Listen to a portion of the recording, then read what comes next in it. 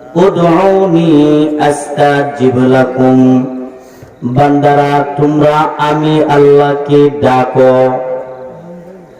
আমি আল্লাহকে বেশি বেশি করে ডাকো। আমি আল্লাহকে যদি একবার ডাকো, আমি আল্লাহ তোমাদের একবারের ডাকে 70 বার সাড়া দিব। জোরে বলেন, একবার ডাক দিবেন আল্লাহ, আল্লাহ 70 বার সাড়া দিবেন।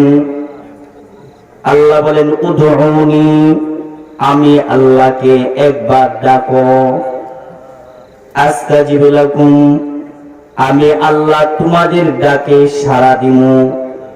আল্লাহ নবী বলেন একবার সাড়া দেয় না, আল্লাহকে তুমি একবার ডাকবা, আল্লাহ 70 বার সাড়া দিবেন। শুধু সাড়া দিয়াই আল্লাহ শেষ করেন না, আমার আপনার আল্লাহ আপনাকে আমাকে আল্লাহ বলেন আমি আল্লাহ তোমাদেরকে আমার রহমতের কুলে উঠায় নিই। মুসলমান এই যে সুবহানাল্লাহ বলছেন, একবার সুবহানাল্লাহ বললে আল্লাহর নবী বলেন জান্নাতে একটা গাছ হয়ে যায়। বলেন সুবহানাল্লাহ। কত বড় গাছ হয়? আল্লাহর নবী বলেন শুনো, একবার সুবহানাল্লাহ বলবে জান্নাতে এত বড় একটা গাছ হয়ে যাবে। একজন তাগড়া নওজোয়ান যুবক একটা তেজস্বী ঘোড়ার উপর সাওয়ার হইয়া 100 বছর পর্যন্ত দৌড়াবে, এরপরেও ওই গাছের ছায়াটা শেষ করতে পারবে না। হয়ে গেছে একটা গাছ, লাগাই দেন, দেন লাগায় আর একটা গাছ, দেন আর একটা গাছ লাগায়, দেন আর একটা গাছ লাগায়। মুসলমান ভাইরা আমার, একবার সুবহানাল্লাহ বলবেন, আল্লাহ তাআলা আপনার জন্য জান্নাতে একটা গাছ তৈরি করে দিবেন। হয়ে গেছে একটা আর একটা গাছ, হয়ে গেছে আর একটা গাছ। মুসলমান আপনি যদি 2 বার সুবহানাল্লাহ বলেন, আল্লাহ আপনার জন্য জান্নাতে 2টা গাছ তৈরি করবেন। 10 বার বললে 10টা গাছ হয়ে যাবে, 100 বার বললে 100 গাছ হয়ে যাবে, 1000 বার বললে 1000 গাছ হয়ে যাবে। 1 লক্ষ বার সুবহানাল্লাহ বললি 1 লক্ষ গাছ হয়ে যাবে, 10 লক্ষ বার বললে 10 লক্ষ গাছ হয়ে যাবে। মুসলমান এবার একটা প্রশ্ন হয়, হুজুর জান্নাতে এত বড় বড় গাছ হবে, জায়গা কোথায়? হয় না? মুসলমান জায়গা নিয়ে যান। আধুনিক যুগের বৈজ্ঞানিকেরা বলে, খেয়াল করে শুনো, এই পৃথিবী থেকে সূর্যটা 13 লক্ষ গুণ বড়। কত লক্ষ গুণ? এই পৃথিবী থেকে সূর্যটা 13 লক্ষ গুণ বড়। অথচ আমরা দেখি একটা প্লেটের মতো দেখা যায়, একটা ফুটবলের মতো দেখা যায়। কিন্তু বৈজ্ঞানিকেরা বলে শুনো, এই পৃথিবী থেকে 13 লক্ষ গুণ বড়, আর এই সূর্য থেকে এক একটা তারকা কোটি কোটি গুণ বড়। আল্লাহু আকবার।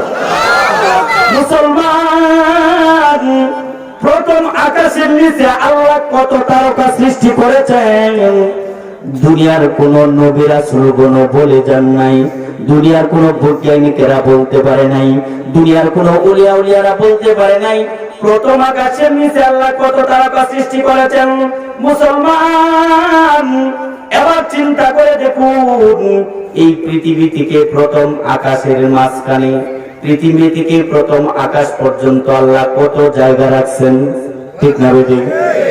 এই জন্য আল্লাহ নবী বলেন শুনো, সর্বনিম্ন শ্রেণীর জান্নাতীকে আল্লাহ এই দুনিয়ার মতো 10 দুনিয়া বরাবর জান্নাত দান করবে।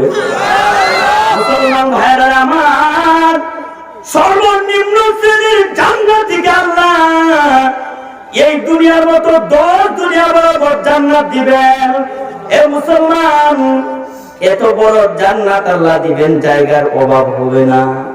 এই পৃথিবী থেকে সূর্যরা যদি 13 লক্ষ গুণ বড় হয়, আর এই সূর্য থেকে এক একটা তারকা যদি কোটি কোটি গুণ বড় হয়, আর প্রথম আকাশের নিচে কোটি কোটি কোটি কোটি তারকা যদি থাকে বাবা, এবার বুঝুন এই প্রথম আকাশ থেকে জমিন পর্যন্ত আল্লাহ কত জায়গা রাখছেন। প্রথম আকাশ থেকে দ্বিতীয় আকাশ বহু গুণ বড়, দ্বিতীয় আকাশ থেকে তৃতীয় আকাশ বহু গুণ বড়, তৃতীয় আকাশের থেকে চতুর্থ আকাশ বহু গুণ বড়, চতুর্থ আকাশ থেকে পঞ্চম আকাশ বহু গুণ বড়, পঞ্চম আকাশ থেকে ষষ্ঠ আকাশ বহু গুণ বড়, ষষ্ঠ আকাশ থেকে সপ্তম আকাশ বহু গুণ বড়। সাত আসমান সাত জমিনের মধ্যে আল্লাহ কত জায়গা রেখে দিয়েছেন। সুবহানাল্লাহ। মুসলমান, তাহলে একবার সুবহানাল্লাহ বললে তো বড় গাছ আল্লাহ তৈরি করবেন, জায়গার অভাব হবে নাকি? সর্বনিম্ন শ্রেণীর জান্নাতীকে আল্লাহ এই দুনিয়ার মতো 10 দুনিয়া বরাবর জান্নাত আল্লাহ দান করবেন, আল্লাহর জায়গার অভাব হবে নাকি? বান্দাই আল্লাহ কয় উদুনি আস্তাজিব লাকুম, ও বান্দারা আমি আল্লাহকে তোমরা ডাকো, আমি আল্লাহকে একবার ডাকবে 70 বার সারা দিব, সারা দিয়াই আমি আল্লাহ শেষ করবো না। বান্দারি আমি আল্লাহ আমার রহমতের কুলে তোদেরকে উঠে নিব। মুসলমান ভাইরা আমার, এই মাহফিলে আসছেন, যারা মাহফিলে আসতে পারছেন আপনারা কত ভাগ্যবান, কত ভাগ্যবান। আল্লাহ আপনাদেরকে কত ভালোবাসেন। যারা মাহফিলে আসছেন বাবা, নিয়ত করছেন শুধু উলামায়ে কেরামের জবান থেকে কোরআন হাদিসের সহি সহি কথা শুই না, কোরআন হাদিস অনুযায়ী আমল করব, এই নিয়ত করে ঘর থেকে যারা বের হয়েছেন, ঘর থেকে পাড়া বাহিরে রাখার সঙ্গে সঙ্গে আল্লাহ রহমতের ফেরেশতাদেরকে ডাক দেয়া কয়, ও রহমতের ফেরেশতারা আমার ওই বান্দারা মাহফিলে যাইতেছে, এ বান্দারা আমি আল্লাহ তোদেরকে জিগাই, এ বান্দা এ ফেরেশতা আমার ওই বান্দাদের পায়ের নিচে তোদের নূরের পরগুলো বিছায়া দে, নূরের পাকাগুলো বিছায়া দি। ও ফেরেশতারা আমার বান্দাদের সম্মানার্থে নূরের পাকাগুলো বিছায়া দে। প্রধানমন্ত্রী রাস্তা দিয়া গেলে নূরের পর আল্লাহর রহমতের ফেরেশতারা বিছায় না, রাষ্ট্রপতি গেলে নূরের পর বিছায় না, কোটিপতি শিল্পপতি এমপি মন্ত্রীরা গেলে আল্লাহর রহমতের ফেরেশতারা নূরের পাকা বিছায় না। কিন্তু আপনারা যারা মাহফিলে আসছেন বাবা, আপনাদের পায়ের নিচে আল্লাহর রহমতের ফেরেশতারা নূরের পাকাগুলো বিছায়া দিবেন। এই যে মাহফিলের মাঝে আইসা আল্লাহু আকবার উলামায়ে কেরামের চেহারার দিকে তাকায় রইছেন। বান্দারি যতক্ষণ পর্যন্ত আলেমদের চেহারার দিকে তাকায় থাকবেন, প্রত্যেক সেকেন্ডে সেকেন্ডে আল্লাহ সগীরা গুনাহগুলি মাফ করছেন, সগীরা গুনাহগুলি মাফ করে দিয়েছেন। যতক্ষণ পর্যন্ত আলেমের মজলিসে বসে থাকবেন, আল্লাহর নবী বলেন না আলেমের মজলিসে বসো নাই, এটা স্বয়ং আমি নবীর মজলিসে তোমরা বসলা।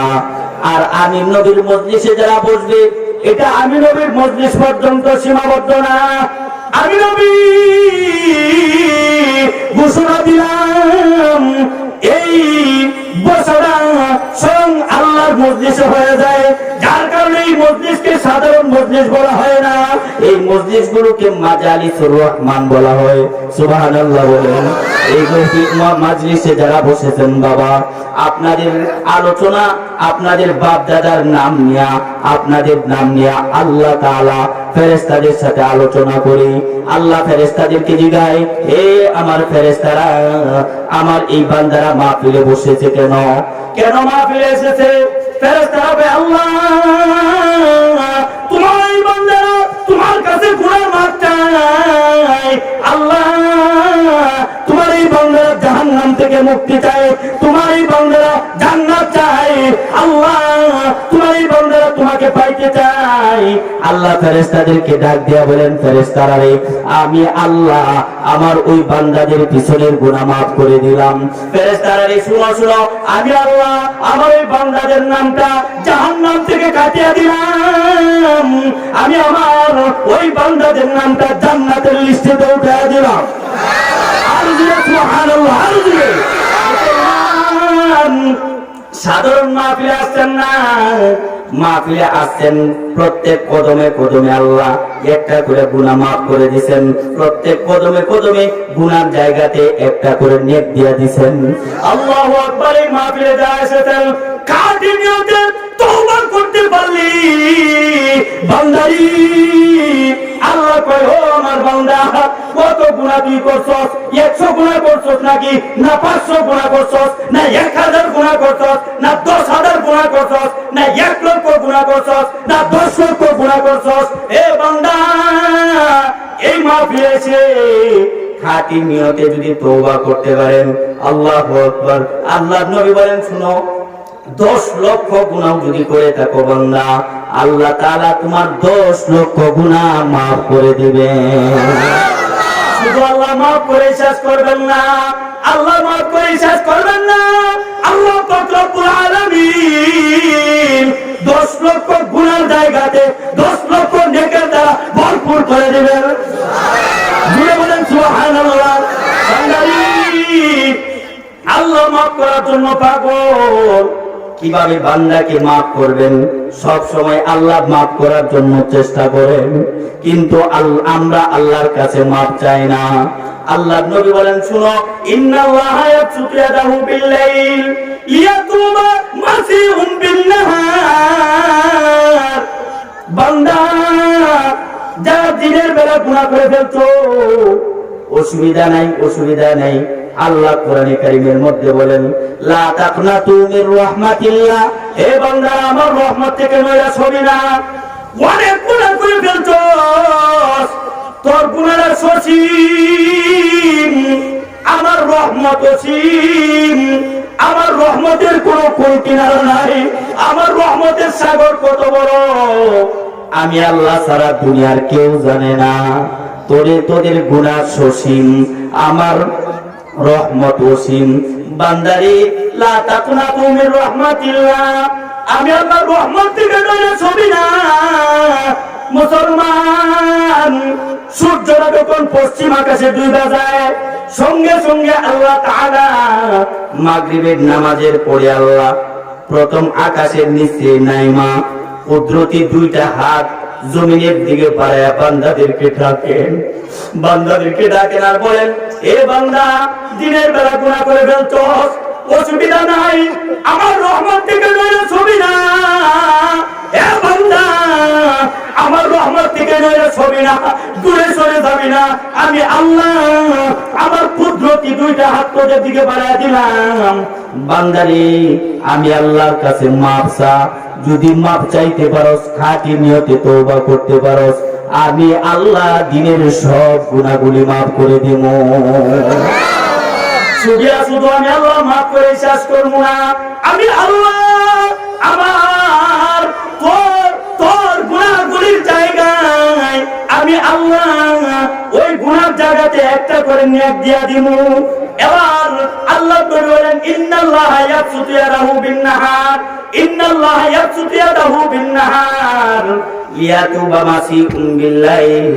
যারা রাত্রে বেলা গুনাহ করে ফেলছো, তোমার দিকে আল্লাহ তাআলা কুদরতি 2টা হাত, আল্লাহু আকবার, কুদরতি 2টা হাত দিনের বেলা বাড়ায় রাখছেন। ফজরের নামাজের পরে আল্লাহ প্রথম আকাশের নিচে নাইমা কুদরতি 2টা হাত বাড়ায় রেখে তোমাদেরকে ডাকতেছে, বান্দারে, অনেক গুনাহ করে ফেলছস, কত গুনাহ করছস, ও বান্দা, রাত্রে বেলা গুনাহ করছস, কেউ দেখে নাই, এমন একটা গুনাহ করছস, যদি সমাজের লোকে দেখতো, বান্দারি, সমাজের লোক তোকে সমাজ থেকে বের করে দিত, রাষ্ট্র দেখলে রাষ্ট্রের সরকার তোকে বের করে দিত, জেল হাজতে ঢুকাইয়া দিত। যদি তোর এলাকার মানুষ দেখতো, তোকে আঘাত করত, তোকে প্রহার করত, তোকে মার দিত। ও বান্দা, আমি আল্লাহ তো দেখেছি, রাত্রে বেলা তুই গুনাহ করছস, কেউ দেখে নাই, কিন্তু আমি আল্লাহ অবশ্যই অবশ্যই দেখছি। বান্দারে, ওই বান্দা, এবার আর গুনাহ করিস না। ফাফিরু ইলাল্লাহ, ফাফিরু ইলাল্লাহ, ফাফিরু ইলাল্লাহ। আয় আমি আল্লাহর দিকে আয়, আয় আমি আল্লাহর রহমতের দিকে আয়, আয় আমি আল্লাহর ছায়ার দিকে আয়, আয় আমি আল্লাহর ইবাদত বন্দেগীর দিকে আয়। বান্দারি, আয় আমার কাছে মাফ চা।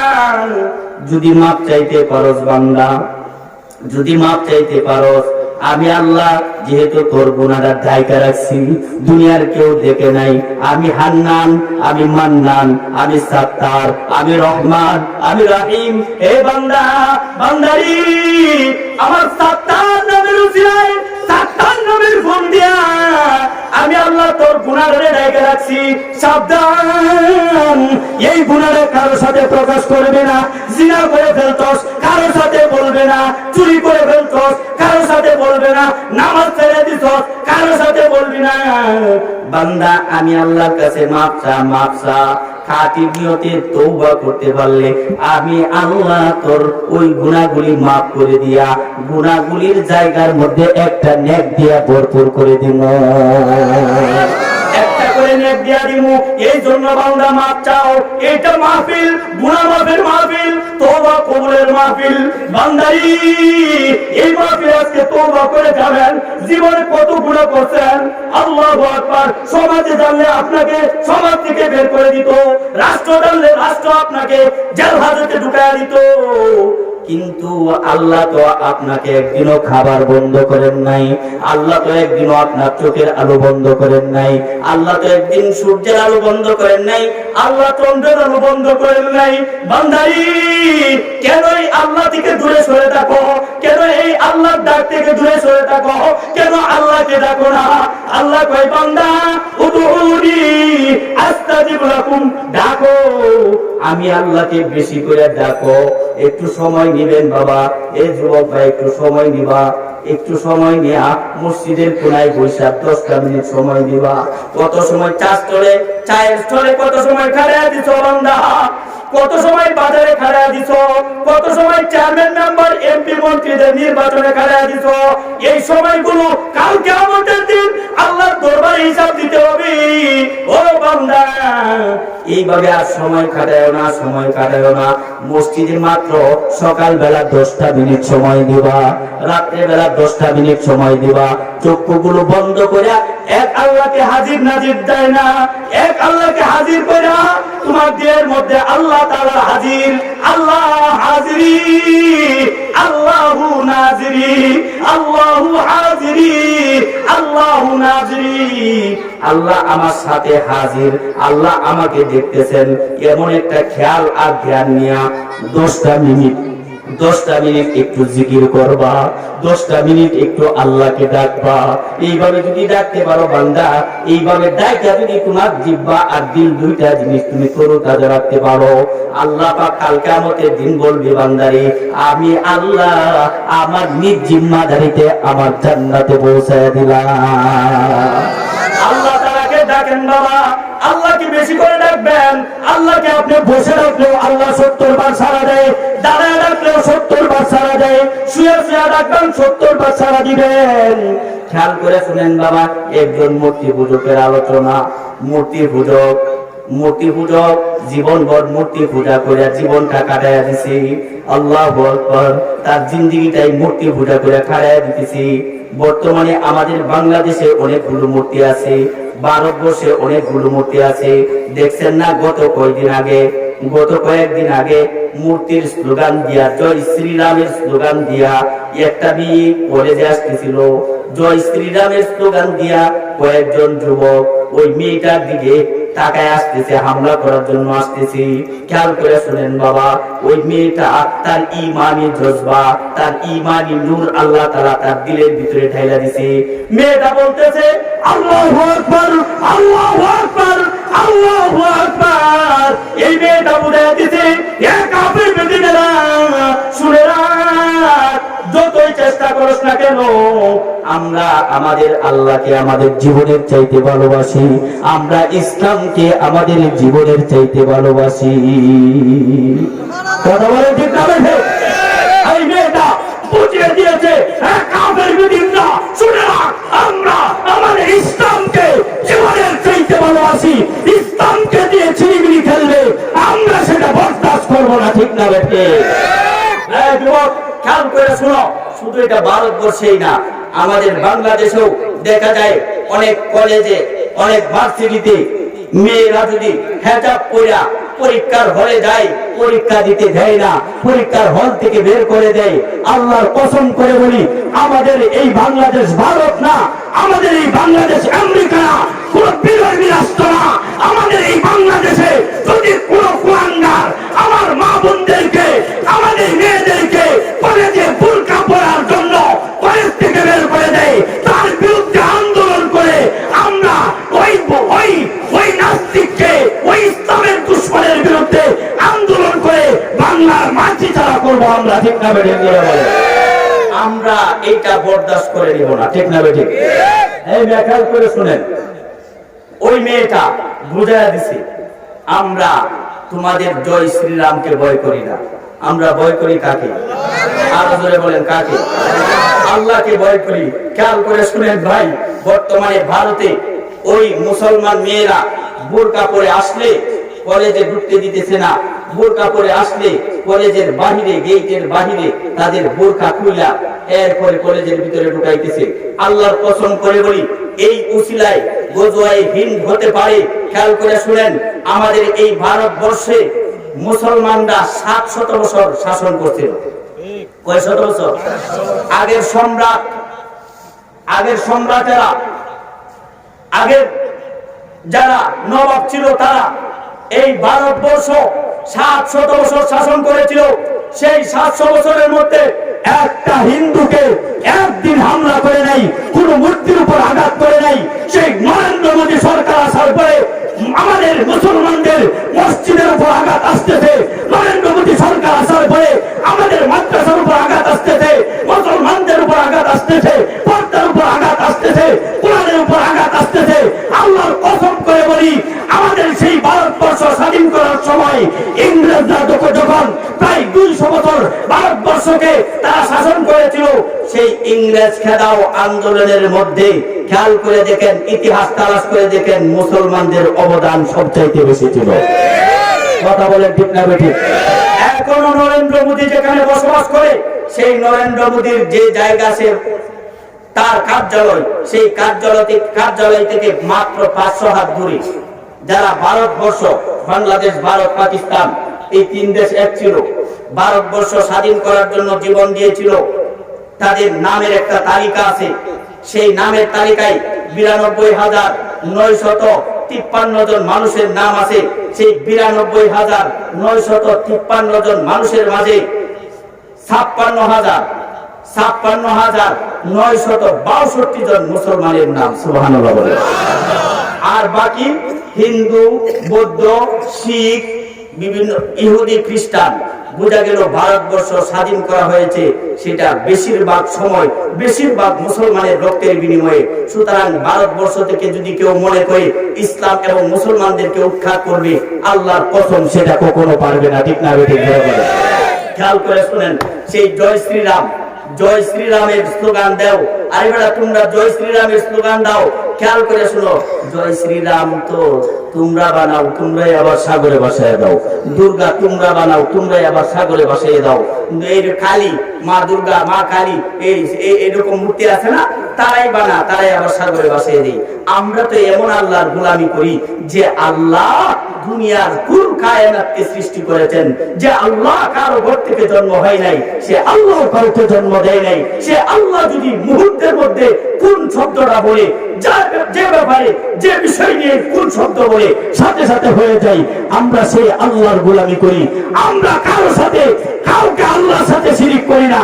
সেই আল্লাহ, সেই কোরআন, সেই ইসলামের বিরুদ্ধে ষড়যন্ত্র করবে, আমরা সেটা বরদাস্ত করে দিব না। ঠিক না বেঠিক? সেই মূর্তি পূজকটা খেয়াল করে শোনেন, বিপদের মধ্যে পড়ছে, বিপদের মধ্যে পড়া ডাকতেছে, সনম আমাকে বাঁচাও, সনম আমাকে বাঁচাও, সনম আমাকে বাঁচাও। বাংলাদেশ, ভারত, পাকিস্তানে কয়েকটা প্রসিদ্ধ মূর্তি আছে। একটা মূর্তির নাম হরে কৃষ্ণ হরে রাম, আর একটা মূর্তির নাম জয় শ্রীরাম, আর একটা মূর্তির নাম দুর্গা, আর একটা মূর্তির নাম কালী, আর একটা মূর্তির নাম শিখ আছে না, শিব মূর্তি, শিব মূর্তি আছে না। মুসলমান ভাইরা আমার খেয়াল করে শুনেন, এবার ওই মূর্তি পূজকটা বিপদের মধ্যে পড়া, মারাত্মক বিপদের মধ্যে পড়া, 70,000 বার ডাকতেছে, সনম আমাকে বাঁচাও, সনম আমাকে বাঁচাও, সনম আমাকে বাঁচাও। মূর্তি পূজকটা বারবার ডাকতেছে, মূর্তি তো ডাকে সাড়া দেয় না। সাড়া দেয়? মূর্তি ডাকে সাড়া দিতে পারে? খেয়াল করে শুনেন বাবা, মূর্তি তো ডাকে সাড়া দিতে পারে না। 70,000 বার ডাকার পরে হঠাৎ করে ভুল ক্রমে আইসা গেছে সমাদ। কি আসছে? সমাদ আল্লাহ তাআলার একটা গুণবাচক নাম। সমাদ আল্লাহ তাআলার একটা গুণবাচক নাম। সমাদ শব্দটা যখন জবান দিয়া ভুল ক্রমে আইসা গেছে, সঙ্গে সঙ্গে আল্লাহ তাআলা সাড়া দিয়া বলতেছেন, লাব্বাইকা লিমা তলাবতানি আব্দি। এ বান্দা, তুই কেন আমাকে ডাকলি? বল, তুই কেন আমাকে ডাকছস?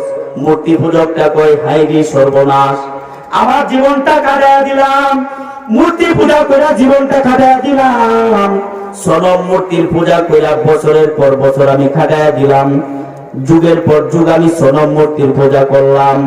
পূজা করার পরে বিপদের মধ্যে পড়ে 70,000 বার সনম মূর্তিটারে ডাকলাম, একবারও তো সনম মূর্তি আমার ডাকে সাড়া দিল না। হঠাৎ করে ভুলে আইসা গেছে সমাদ। কুল হুয়াল্লাহু আহাদ আল্লাহুস সামাদ লাম ইয়ালিদ ওয়া লাম ইউলাদ ওয়া লাম ইয়াকুল লাহু কুফুয়ান আহাদ। এই যে সমাদ, এটা আল্লাহ তাআলার একটা গুণবাচক নাম। মুসলমান ভাইরা আমার, এবার মূর্তি পূজকটা কয়, ভুলে আইসা গেছে সমাদ। সমাদ শব্দটা ভুলে যখন এসে গেছি, সঙ্গে সঙ্গে আল্লাহ তাআলা সাড়া দিয়া দিছেন।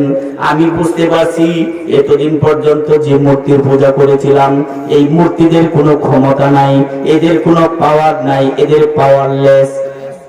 না না, আমি আর মূর্তি পূজা করবো না, আমি এক আল্লাহ তাআলার গোলামি করব, যে আল্লাহকে ভুলে ডাক দিলেও সাড়া দেয়।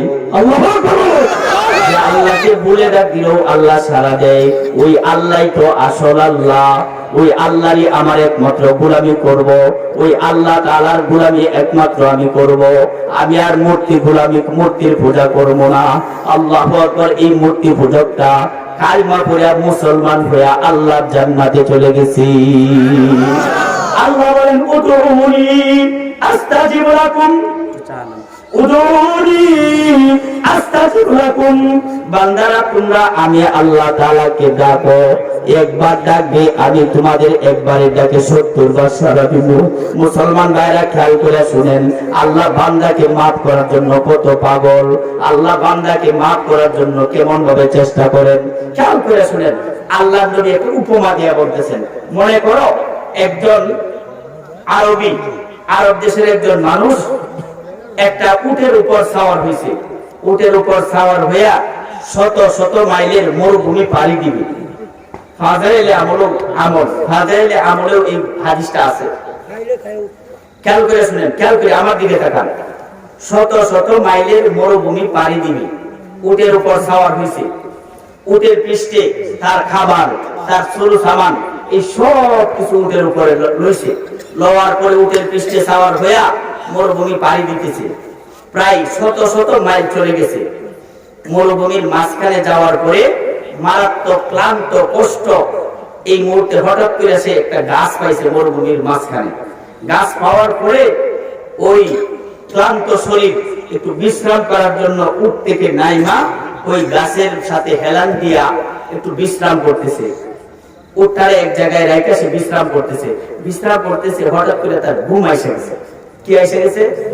বুঝতেছেন কথা? ঘুম এসে গেছে। আমি কয়েকদিন যাবত অসুস্থ, এই জন্য আমার কথা বলতে একটু কষ্ট হইতেছে। আপনারা যদি আমার সাথে একটু সাড়া দেন, খেয়াল করে শুনেন, একটু দোয়া করেন, আশা করি আমি একটু কথা বলতে পারবো, কিছু কথা বলতে পারবো।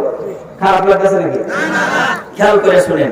এবার উটটা এক জায়গায় রেখা ওই মরুভূমির মাঝখানে গাছের সাথে হেলান দিয়ে সে ঘুমায় গেছে।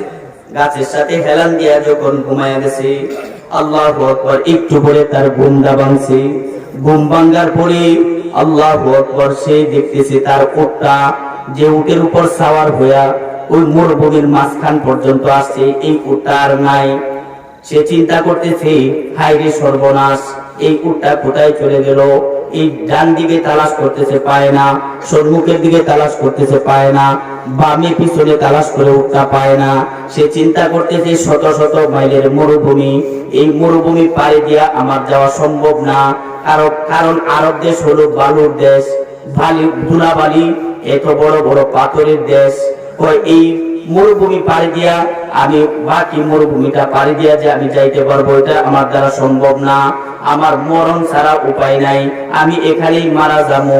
এবার চিন্তা করতেছি আর চোখ দিয়া পানি গড়ায় গড়ায় ফেলতেছি। হঠাৎ করে সে আবার ওই গাছের সাথে হেলান দিয়া চিন্তা করতেছি। হঠাৎ করে আবার একটু ঘুম এসে গেছি। ঘুম ভাঙ্গার পরে, ঘুমানোর পরে কিছু সময় পরে ঘুম ভাঙ্গে গেছি। ঘুম ভাঙ্গার পরে দেখি ওই যে উটটা হারায় গেছিল, ওই উটটা তার সরু সাবানা সহ খাবার দাবার সহ তার সামনে উপস্থিত। এই উটটারে সে দেখা বলতেছি, আল্লাহ তুমি আমার গোলাম, আমি তোমার আল্লাহ। ভুল বলে বলছে, কি বলছে? খুশির ঠেলায় ভুলে বলে বলছে, আল্লাহ তুমি আমার গোলাম, আমি তোমার আল্লাহ। তুমি আমার গোলাম, আমি তোমার রব। আসলে বলতে চাইছেন আল্লাহ আলহামদুলিল্লাহ তুমি আমার প্রভু, আমি তোমার গোলাম। খুশির ঠেলা ভুলে কইতেছে আল্লাহ রে, আল্লাহ গোলাম। আসলে কি আল্লাহ গোলাম? সে বেশি খুশি। অর্থাৎ তার মুসলমান ভাইরা আমার, তার হারানো জীবনটা পায়া আল্লাহু আকবার, সে খুশিতে বলতেছে আল্লাহ তুমি আমার গোলাম, আমি তোমার আল্লাহ। এই কথাটা তার সে খুশির ঠেলা বলে ফেলছে। আল্লাহ নবী বলেন, ওই লোকটা হারানো ওটা পায়া, ওই লোকটা জীবনটা পায়া যেমন ভাবে খুশি হয়েছে, আল্লাহর কোন বান্দা যদি খাঁটি নিয়তে তওবা করতে পারে, আল্লাহর কোন বান্দা লজ্জিত হইয়া, শর্মিন্দা হইয়া, অপমানিত হইয়া, আল্লাহর বান্দারা যদি খাঁটি নিয়তে তওবা করে, আল্লাহ পাক রব্বুল আলামিন তার জীবনের গুনাহ, তার প্রতি খুশি হইয়া তার জীবনের গুনাহ মাফ করে দিবে। আল্লাহ নবী বলেন, আতাইবু মিনাদ দামবি কামান লা দামবালা। খাঁটি নিয়তে আল্লাহর কোন বান্দা যদি তওবা করতে পারে, আল্লাহ তার জীবনের গুনাহ এমন ভাবে মাফ করে দেয় কেমন যেন সে জীবনে গুনাহ করে না। এই তওবা করতে রাজি আছেন নাকি? তওবা করবেন মিয়া। আল্লাহ নবী বলেন, ইয়া আইয়ুহান নাস, হে মানুষ সকলেরা, তুবু ইলাল্লাহ, তোমরা আল্লাহ তাআলার দরবারে বেশি বেশি তওবা করো। ফা ইন্নী আতুবু ইলাল্লাহি ফি কুল্লি ইয়াউমিন মিয়াতা মাররা ওয়া ফি রিওয়ায়াতিন 70 মাররাতান। আল্লাহ নবী তার উম্মতগণকে ডাক দিয়া বলেন, হে আমার উম্মতের দল, তুবু ইলাল্লাহ, তোমরা আল্লাহ তাআলার দরবারে তওবা করো। আমি নবী বেগুনাহ মাসুম হওয়ার পরেও দৈনিক 70 বার তওবা করি। আর এক রিওয়ায়াতের মধ্যে আল্লাহ নবী বলেন, আমি নবী বেগুনাহ মাসুম হওয়ার পরে চোখের পানি ছাড়া ছাড়া কান্দিয়া দৈনিক 100 বার আল্লাহ তাআলার দরবারে তওবা করি। নবী মুহাম্মদুর রাসূলুল্লাহ বেগুনাহ মাসুম হওয়ার পরেও যদি 100 বার দৈনিক কান্দিয়া তওবা করতে পারি, তুমি কেন তওবা করো না? তুমি কয়দিন তওবা করেছো? কয়বার চোখের পানি ছাড়ছো? কত গুনাহ তো তুমি করছো। চোখের গুনাহ করছো, কানের গুনাহ, হাতের গুনাহ, পায়ের গুনাহ, জবানের গুনাহ, অঙ্গ প্রত্যঙ্গের গুনাহ। গুনার অভাব নাই, কিন্তু তওবা তো একবারও করলা না। আমাদের বাংলাদেশে কোন অবস্থা এমন, জিনা করে, নাফরমানি করে, দুর্নীতি করে, আরেকজনকে আঘাত করে, এরপরে বেড়াগিরি করে, জানো অমুক নেতারে আমি একটা গালি দিছি, অমুকরে একটা থাপ্পড় মারছি, অমুক গুনাহগার আমি করছি, অমুক জিনারা আমি করছি। হ্যাঁ, নিজেরে মনে করে বিরাট বড়, বুঝছেন তো? মদ খায়, গাঁজা খায়, ইয়াবা খায়, মদ গাঁজা ইয়াবা খায়া মনে করে যে হ্যাঁ সবচেয়ে বড় বেড়া। একটা করতেছে, হুজুর আমার সাথে বলতেছে, হুজুর জানেন মদ গাঁজা ইয়াবা খাইলে কি হয়? আমি কই, এটা তো আসলে জানি না। ও কেউ যদি ইয়াবা খায়, কেউ যদি মদ খায়, কেউ যদি গাঁজা খায়, হ্যাঁ মনে হয় 24 ঘন্টার মধ্যে প্রধানমন্ত্রী হয়ে যায়। কি হয়ে যায়? আমি বললাম, এটা কেমনে? আমার ইয়াবা কি বাকা জানেন? আমি কিছু জানবো ইয়াবা কেমন, এটা তো দেখছি না, এটা জানবো কেমনে?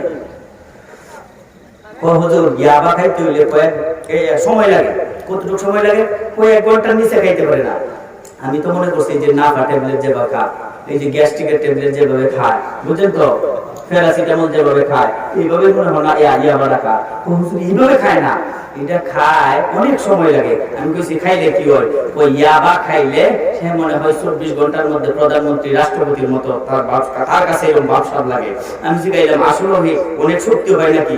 ও হুজুর তারে যদি আঙ্গুল দেও একটা ইশারা মারুন চিত্ত এগিয়ে পড়বো, চিত্র হয়ে দেখো এমন শক্তিশালী হয়। বুঝছেন তো? একবার আমার খায়া আমি ফজরের নামাজ পড়াইছি, পড়ানোর পরে রাস্তা দিয়ে একটু হাঁটতেছি, আর একবার দেখি এরকম বড় একটা 3 ব্যাটারি লাইট এই নদীর জ্বালায় রাখছে, তার খবর নাই।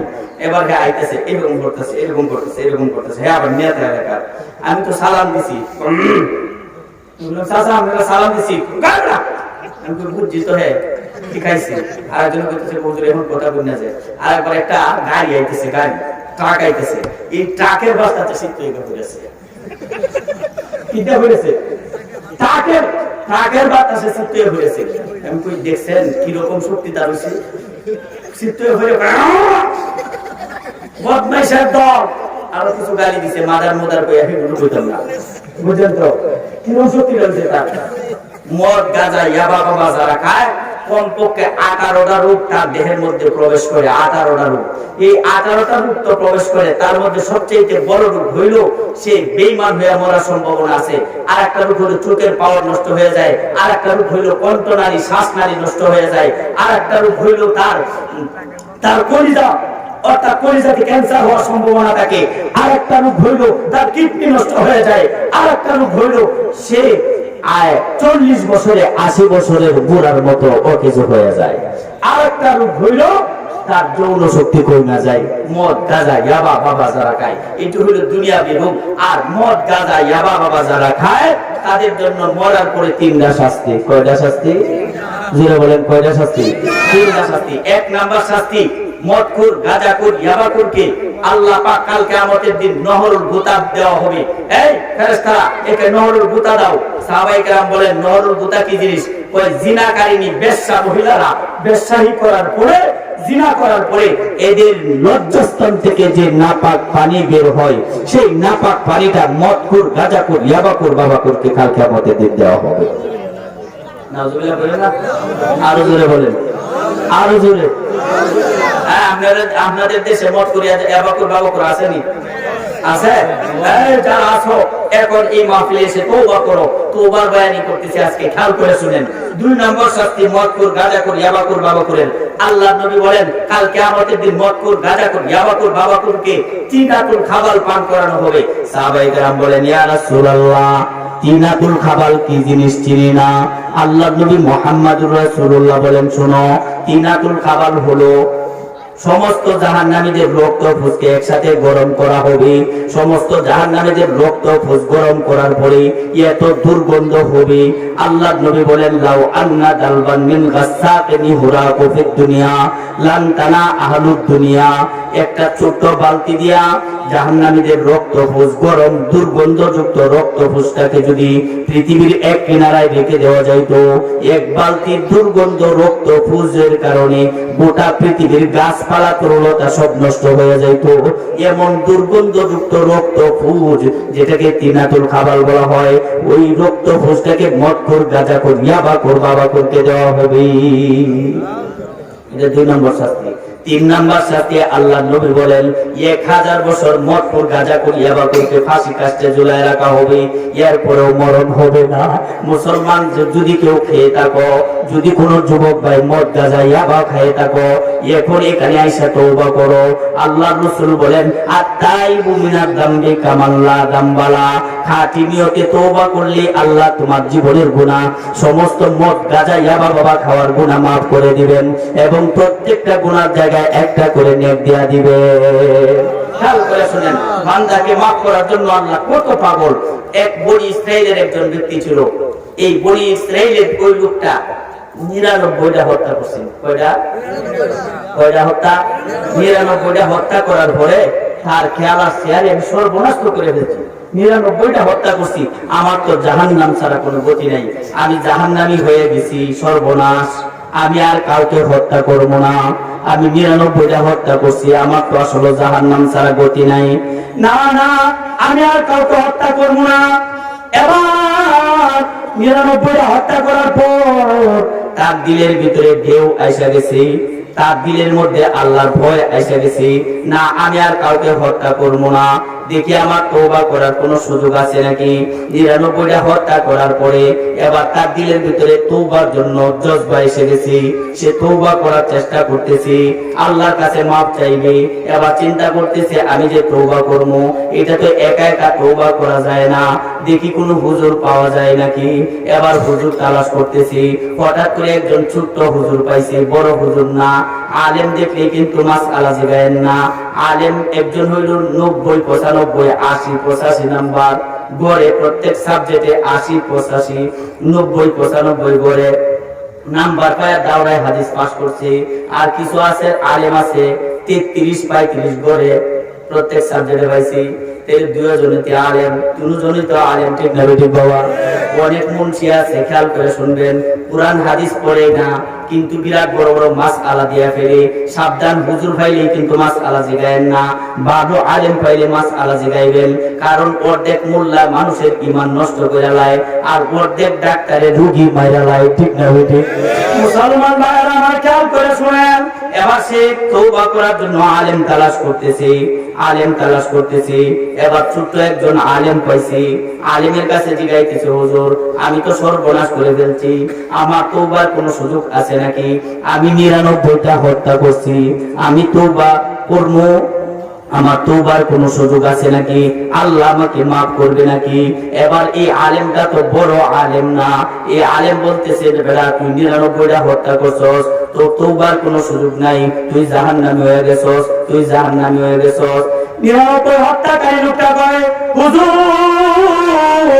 আমার তওবার সুযোগ যদি না থাকে তাহলে আপনার মতো হুজুর হওয়া রাখবো না, কারণ আমি তো জাহান্নামী হয়ে গেছি।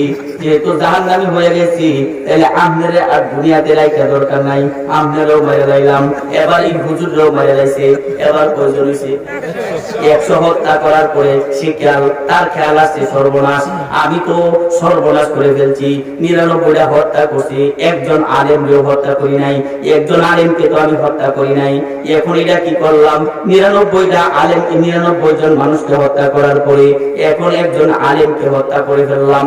হায়রে, আসলে তো এই হুজুর ঠিকই বলেছিলেন, আমার তো তওবার সুযোগ নাই, আমার এই গুনাহ মনে হয় জীবনেও আল্লাহ মাফ করবেন না, সর্বনাশ করে ফেলছি, এই হুজুরেও আমি মেরে ফেলছি, কি করব? এবার এই 100 হত্যাকারী লোকটার আল্লাহর ভয় আরো তার দিলের মধ্যে ঢুকে গেছে, আরো তার দিলের মধ্যে আল্লাহর ভয় এসে গেছে, সর্বনাশ করে ফেলছি। 99 হত্যা করার পরে একজন আলেম মারা 100 পূর্ণ করলাম, আসলে তো আমার জাহান্নাম ছাড়া গতি নাই, আমি তো আসলে জাহান্নামী হয়ে গেছি, সর্বনাশ করে ফেলছি। চোখ দিয়া পানি গড়ায় গড়ায় ফেলতেছি, কাঁদতেছি, চোখ দিয়া পানি গড়ায় গড়ায় ফেলতেছি। মুসলমান ভাইরা আমার কাঁদতেছি। এবার আবার বলতেছে, না না, এখন যদি কোনো আলেম পাই ওই আলেমের হাতে পায়ে ধরে আমি তওবা করবো, যদি আলেম আমাকে হত্যাও করে ফেলে আমি হাত উঠাবো না, আমি আর কাউকে হত্যা করবো না, দেখি কোনো বড় আলেম পাই নাকি। এবার একজন আলেম পাইছে, বিজ্ঞ আলেম, বড় একজন আলেম পাইছে, ওই আলেমের হাতে ধরে চোখের পানি ছেড়ে ছেড়ে কান্দিয়া কান্দিয়া পাগলের মতো বলতেছে, হুজুর সর্বনাশ তো আমি করে ফেলছি, 99টা হত্যা করেছিলাম, 99 হত্যা করার পরে তওবার সুযোগ আছে কিনা, তওবার সুযোগ আছে কিনা একজন আলেমের কাছে মাসআলা জানছিলাম। আলেম বলল তওবার সুযোগ নাই, আমি নাকি জাহান্নামী হয়ে গেছি।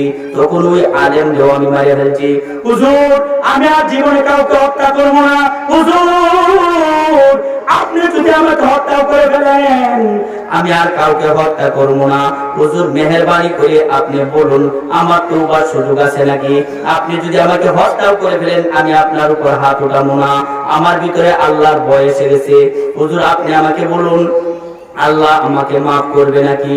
এবার বড় আলেমটা কয় বেড়া তো তওবার সুযোগ আছে, তওবার সুযোগ আল্লাহ তাওরাত কিতাবে রাখা দিবেন, তাওরাত কিতাবে আছে লা তাকনাতু মির রাহমাতিল্লাহ, ইনজিল কিতাবে আছে লা তাকনাতু মির রাহমাতিল্লাহ, জবুরে আছে লা তাকনাতু মির রাহমাতিল্লাহ, কোরআন শরীফের মধ্যে আছে লা তাকুনাতু মির রাহমাতিল্লাহ, অর্থাৎ বান্দারি যতই গুনাহ করিস না কেন আমার রহমত থেকে নৈরাশ হবে না, আমার রহমত থেকে দূরে সরে যাবে না। আমার কাছে মাফ চা, আমার কাছে মাফ চা, যদি মাফ চাইতে পারোস আমি আল্লাহ তোর গুনাহ খাতা মাফ করে দেব। এটা তো আল্লাহ আসমানি সব কিতাবের মধ্যে লেখা দিয়েছেন। ওরে আল্লাহর বান্দা, তুই 100 হত্যা করেছস, এবার যদি খাঁটি নিয়তে তওবা করস আল্লাহ তোকে মাফ করে দিবে। তবে তওবার জন্য তোর কয়েকটা শর্ত আছে। এবার 100 হত্যাকারী লোকটা কয় হুজুর একটা শর্ত কেন, আমাকে 100 শর্ত যদি দেন সব শর্ত আমি মানতে রাজি, এরপরেও আল্লাহ আমার তওবা কবুল করবেন নাকি, এরপরেও আল্লাহ আমাকে মাফ করবেন নাকি? এবার আলেম কয় হ্যাঁ, একটা শর্ত, বেশি শর্ত না, একটা শর্ত হলো তুই যে এলাকাতে থাকস ওই এলাকাতে কোনো বিজ্ঞ আলেম নাই, ওই এলাকাতে আল্লাহর জিকির করনেওয়ালা নাই, ওই এলাকাতে আল্লাহওয়ালা কোনো মানুষ নাই। তুই যে এলাকাতে বসবাস করস ওই এলাকাতে মদখোর আছে, ওই এলাকাতে গাঁজাখোর আছে, ওই এলাকাতে চোর ডাকাত আছে, ওই এলাকাতে সন্ত্রাসীরা আছে। তুই যে এলাকাতে থাকস তোর এলাকাতে তুই যাইতে পারবে না, তুই ওই যে এলাকায় চলে যা, কি খাতিয়া নামক এলাকায় চলে যা। ওই এলাকাতে নিয়ামতুল্লাহ সাহেবের মতো বড় একজন আলেম আছে, ওই এলাকাতে আল্লাহর জিকির করনেওয়ালা আলেম আছে, ওই এলাকাতে আল্লাহর ওলি আছে, ওই এলাকাতে কোরআনের হাফেজ আছে। ওই এলাকাতে যায় আল্লাহ তুই গোলামি করবি, তুই তোর বাড়ির দিকে আর যাবে না। এবার ওই 100 হত্যাকারী লোকটা হুজুরের হাতে ধরে কয় হুজুর আমি আর আমার বাড়িতে জীবনে যাব না, আমার বাড়ির দিকে ফিরেও আমি তাকাবো না। হুজুর আপনার হাতটা একটু দেন, আপনার হাতে ধরে আমি তওবা করলাম, আপনার হাতে ধরে তওবা করে আমার বাড়ির দিকে আর যাব না। ওই যে খাতিয়া নামক এলাকায় যে এলাকাতে নিয়ামতুল্লাহ সাহেবের মতো বড় হুজুর আছে ওই এলাকাতে আমি রওনা দিলাম।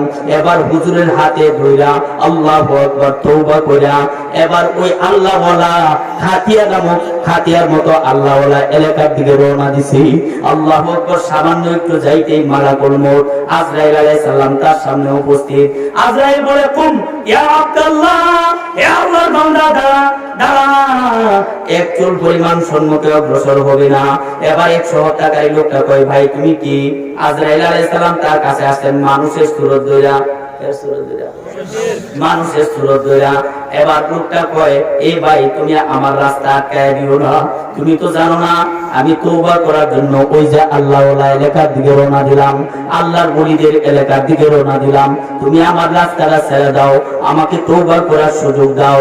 এবার মালাকুল মউত আজরাইল কয় তুই তো আমাকে চিনস না, আনা মালাকুল মউত আজরাইল আলাইহিস সালাম, আমি মালাকুল মউত আজরাইল আলাইহিস সালাম, তুই আর এক চুল পরিমাণ অগ্রসর হবি না। এবার মালাকুল মউত আজরাইল তার রূহটা কবজ করে নিয়ে গেছেন, লোকটা মারা গেছে। এবার জান্নাত থেকে একদল ফেরেশতা চলে এসেছেন। ওই 100 হত্যাকারী, যে হত্যাকারীটা আল্লাহর দরবারে তওবা করেছে ওই তওবাকারীটাকে জান্নাতে নেওয়ার জন্য জাহান্নাম থেকে একদল ফেরেশতা চলে এসেছে। ওই লোকটাকে জাহান্নামে নেওয়ার জন্য জান্নাতের ফেরেশতারা ওই লোকটাকে জান্নাতে নেওয়ার জন্য টানে, জাহান্নামী ফেরেশতারা ওই লোকটাকে জাহান্নামে নেওয়ার জন্য টানে।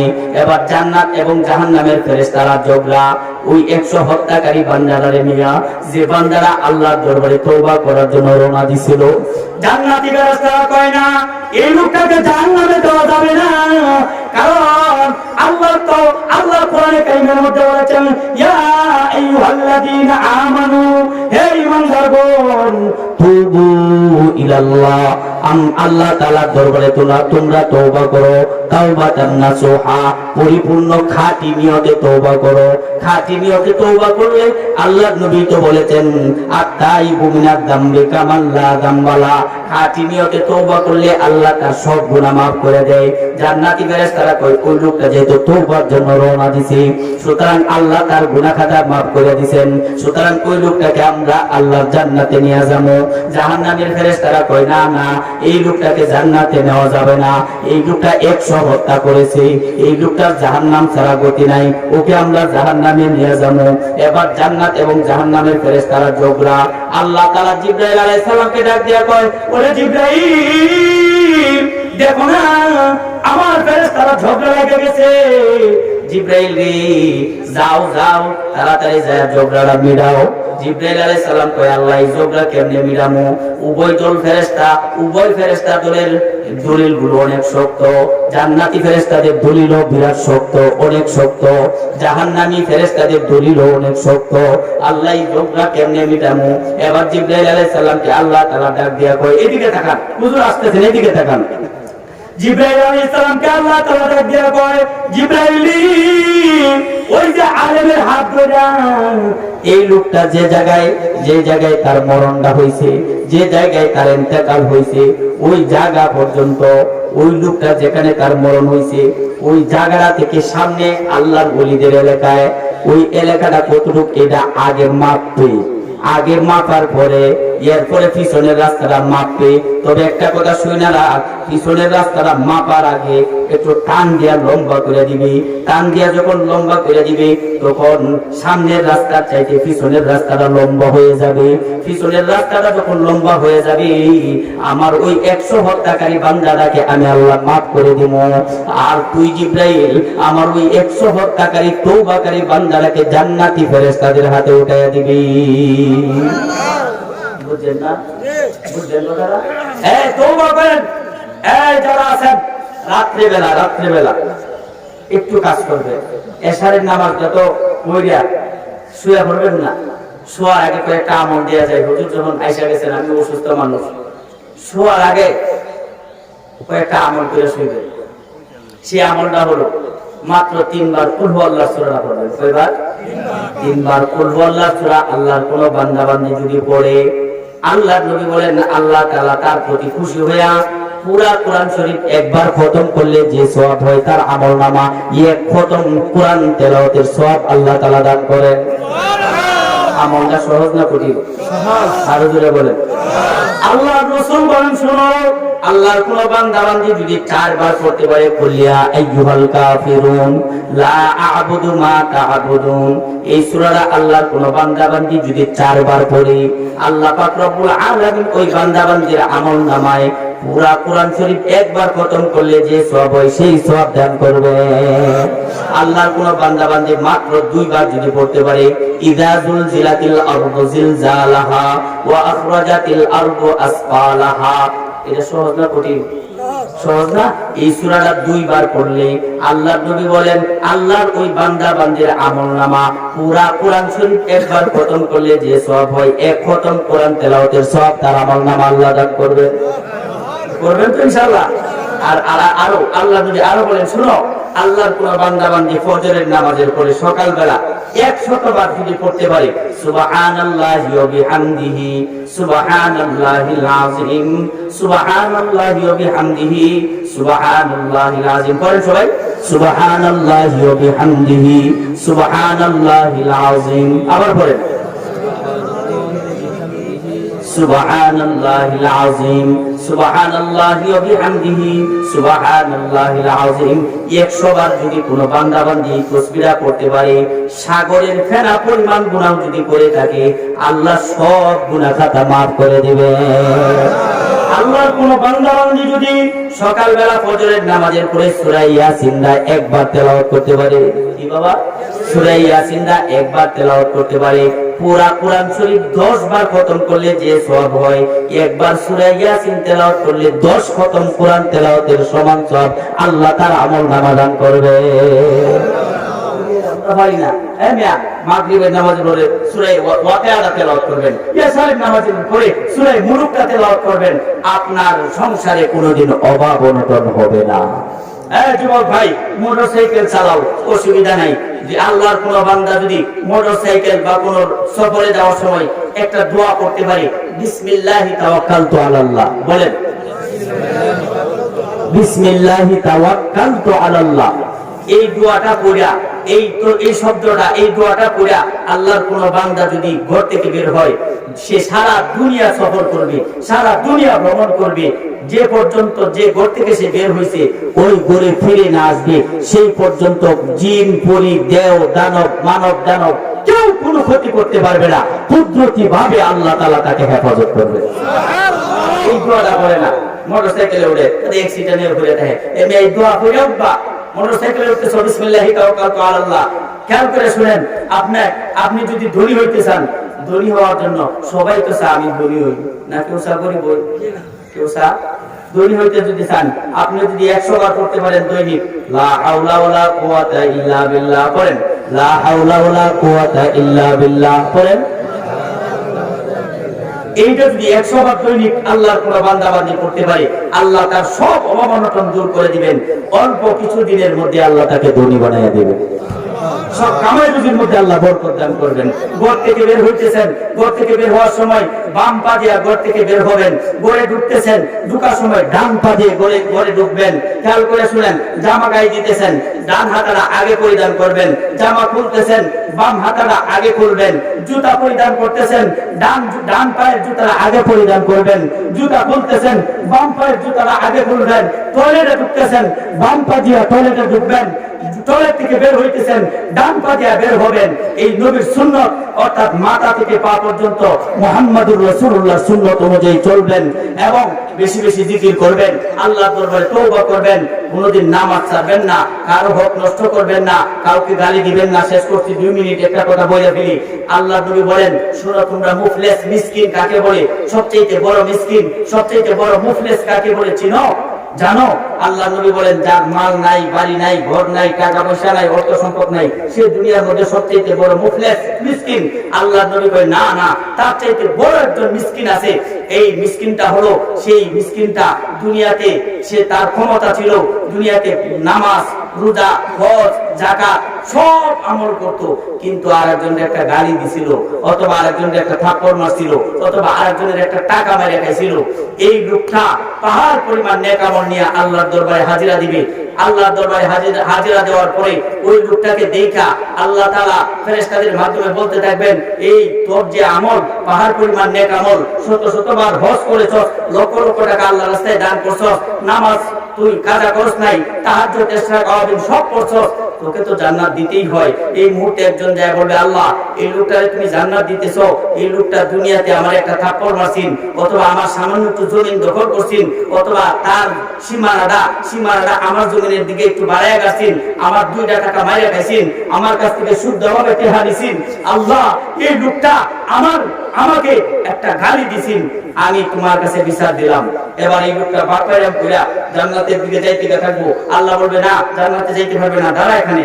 এবার দাঁড়ায় যাবে, আল্লাহ বলবেন, এই যে লোক মামলা করে দিছে, যারে দুনিয়াতে একটা থাপ্পড় মারছিলে, একটা গালি দিছিলে, একটা টাকা মারিয়া গেছিলে, একটু জমিন দখল করছিলে, এই যে লোকটা যদি মাফ করে তাহলে তুই জান্নাতে যাইতে পারবে, না হয় তুই জান্নাতে যাইতে পারবে না। এবার খেয়াল করে শুনেন, এই যে পাহাড় পরিমাণ নেক আমল নিয়েও সেই লোকটা এবার ধরা পড়ে যাবে, আটকা পড়ে যাবে। ওই লোকটা যাকে গালি দিছিল হ্যাঁ পায়ের মধ্যে ধরে বলবে, যার একটা টাকা মাইরা গেছিল তার পায়ে ধরে বলবে, যাকে গালি দিছিল আঘাত করছিল তার পায়ে ধরে বলবে, ভাই তুই আমাকে মাফ করে দে, আমার পাহাড় পরিমাণ নেক আমল টাকা সত্ত্বেও আজকে আমি আটকে গেছি, জাহান্নামে যেতে পারতেছি না, ভাই তুই আমাকে মাফ করে দে, আল্লাহর রাস্তায় মাফ করে দে। এবার ওই লোকটা বলবে, দুনিয়াতে ক্ষমতা ভাই আমারে গালি দিছস, দুনিয়াতে ক্ষমতা ভাই আমাকে থাপ্পড় মারছস, আমি তোকে মাফ করবো না। ওই যে পাহাড় পরিমাণ নেক আমল যে দেখা যায়, ওই সব নেক আমল আমাকে দিয়া দে, এরপরে বুঝমু মাফ করি কিনা দেখমু। এবার পাহাড় পরিমাণ নেক আমল যারে গালি দিতেন সব নেক আমল দিয়া দিবে। এবার বলবে, ভাই তুই তো আমার সব নিয়ে গেছস, এবার তুই আমাকে মাফ করে দে। ও না, এখনো মাফ করবো না, এই যে দেখ আমার এই যে গুনাহগুলি আছে, এই গুনাহগুলি তুই নিয়ে নে।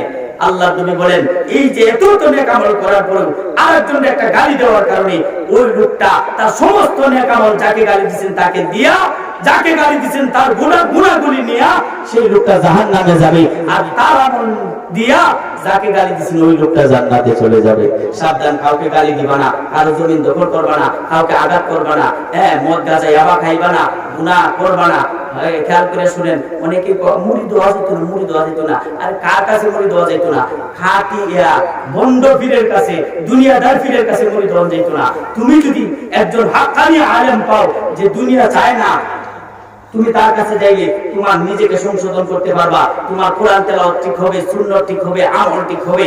এমন কোন পীর যদি পাও, পীর আবার এটা তুমি তালাশ করতে পারবে না, হুজুর অমুক পীরের কাছে গেছে আমি পীরটা এরকম খারাপ। আরে সব পীর খারাপ না, ডাক্তারে আর ডাক্তার চিনে, কথা বল না কেন? ডাক্তার চিনে। এই খেয়াল করে শুনেন, আপনি যদি ঢাকা যাইতে চান, কি করে না মেডিকেলে যাবেন, ডাক্তার দেখাবেন। আপনার এলাকার একজন ডাক্তারের কাছ থেকে আপনি জিজ্ঞাসা করিয়া এরপরে কোন ডাক্তারটা ভালো ওই ডাক্তারটা আপনি তার কাছ থেকে জিজ্ঞাসা করে পাইবেন, ঠিক না ঠিক? ডাক্তার ডাক্তার চিনে, আল্লাহওয়ালা কে চিনে? তুমি নিজে যাচাই করিয়া পাইতা না, তুমি নিজে যাচাই করলে দেওয়ানবাদীর মতো লোকের কাছে মুড়ি দিয়ে যাইবা। সাবধান, তুমি ওই যে নিয়ামতুল্লাহ সাহেবের কাছে আসবা, হুজুর কোন ফিরটা ভালো, কোন ফিরের কাছে গেলে আমি সংশোধন হবো, ওইরকম উলামায়ে কেরামের যাকে উলামায়ে কেরাম সাপোর্ট দেয় ওইরকম পীর ফাইলে তার কাছে মুরিদ হয়ে নিজেকে সংশোধন করবা, জিকির আজকার করবা, ঈমান আমল মজবুত করবা। আল্লাহ পাক আমাদের সকলকে তৌফিক দান করুন, সকলে বলি আমিন।